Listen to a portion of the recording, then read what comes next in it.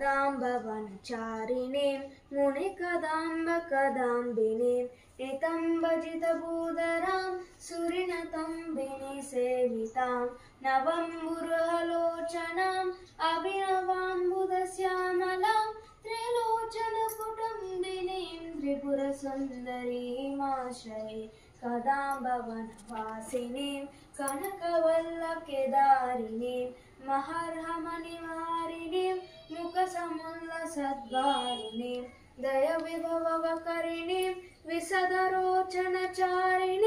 त्रिलोचनकुटुम्बिनीं त्रिपुरसुन्दरीमाश्रये कदाम्बवनशालया कुचभरोलसन्मालया कुचोपमितशैलया गुरुकृपफलसद्वेलया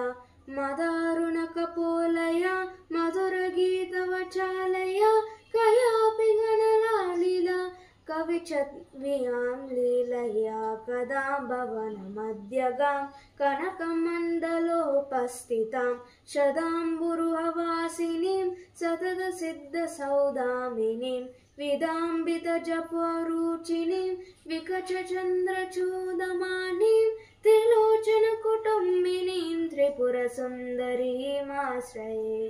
कुचाञ्चितवपञ्चिकां कुटिलकुन्तलालङ्कृतां कुशेषनवासिनीं कुटिलचित्तवाद्वेषिणीं मदारुणविलोचना मनसि जारिसमोहिनीं मतङ्गमुनिकन्यकां मधुरभासिनीमाश्रये स्मरेत् परत्मपुष्पिणीं रुधिरबिन्दुनीलाम्बरां गृहीतमधुपात्रिकां मध्यविघूर्णनेत्राञ्चलां घनस्तनभरोत्ननां गलितचुलिकां श्यामलां त्रिलोचनकुटुम्बिनीं त्रिपुरसुन्दरीमाश्रये सकुङ्कुमविलेपनाम् अलकचुम्बिकस्तूरिकां समन्दहसितेक्षणां ससरचापपसन्कुशाम् अशेषजनमोहिनीम् अरुणमाल्यभूषरां जपकुसुम्बासुरां जपविधौ स्मराम्बिकां पुरान्दरपुरान्द्रिकां चिकुरबन्धसैरान्द्रिकां पितामहपवित्रवां पदुकृतिरचरचरां मुकुन्दमणिमेश्वरी लसान्दलकिङ्करीं